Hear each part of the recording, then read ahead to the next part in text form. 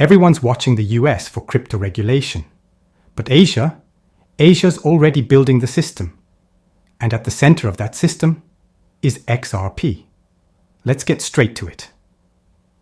While Western markets still argue over definitions, Japan has done what others haven't. It's regulated, integrated, and now scaling blockchain across finance, banking, and cross-border payments. And leading that charge, Ripple and SBI Ripple Asia. This isn't a travel rewards experiment anymore. This is full-blown financial infrastructure. In the last quarter alone, SBI Holdings increased its XRP-related investments by over 22%, with RippleNet corridors expanding across 5 Asian markets: Japan, Singapore, Thailand, South Korea, and India. That's not hype. That's rails being built. Let's talk strategy. SBI Ripple Asia isn't trying to replace banks. It's connecting them. Over 80% of Japanese banks are already part of RippleNet through SBI's consortium, using XRP and Ripple Tech for instant settlement and on-demand liquidity. That's hundreds of institutions already wired in. And when banks start sharing a common settlement language, it changes how capital moves. Now zoom out. Asia's remittance flow is massive. Over $300 billion a year moves between countries like Japan, the Philippines, Vietnam, and South Korea. Every one of those transfers has friction, delays, fees, FX slippage. XRP solves that with settlement times under 3 seconds and transaction costs under $0.00. You don't have to believe in XRP, the math already works. Then comes custody, the bridge between institutional money and digital assets. In South Korea, BDACS, one of the region's leading custody providers, just opened XRP custody services specifically for institutional clients. That's critical, because custody is what unlocks the next phase: institutional scale liquidity. When pension funds, banks, and fintechs can safely hold and move XRP, the narrative shifts from crypto speculation to financial infrastructure. We're not there yet in the West, but Asia, it's already starting. Let's talk regulation, because this is where Asia is winning.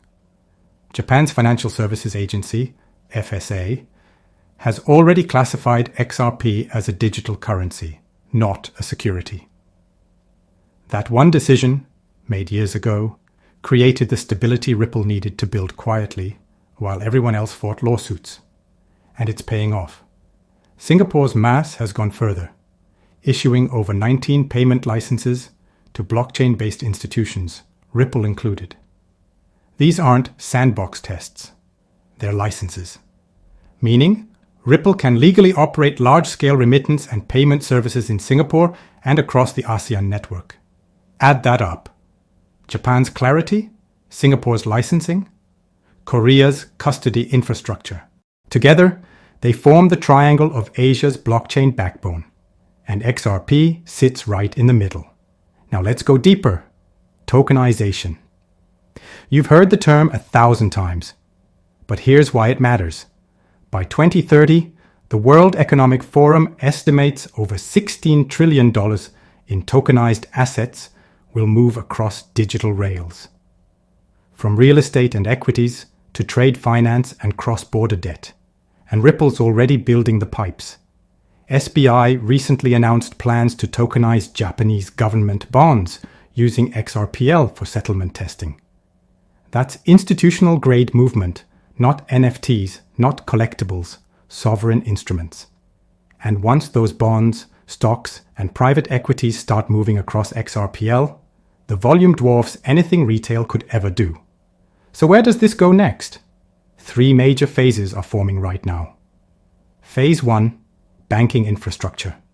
Ripple's existing consortium expands deeper into Asia's Tier 1 banks. Liquidity corridors grow, and XRP moves into back-end clearing. Phase 2, tokenized finance. SBI's pilot projects expand from bonds to securities and commodities.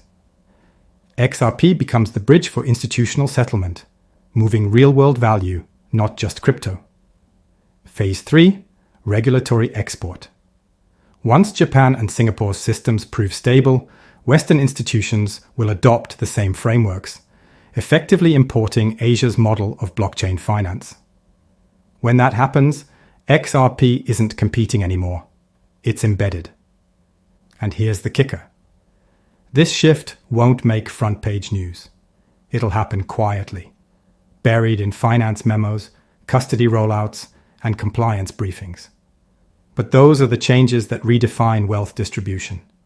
So while the rest of the market obsesses over charts, whales, and speculation, Asia is wiring the future, regulated, tokenized, compliant, and powered by XRP. Let's be clear, XRP isn't chasing hype anymore. It's becoming the rails under Asia's digital economy.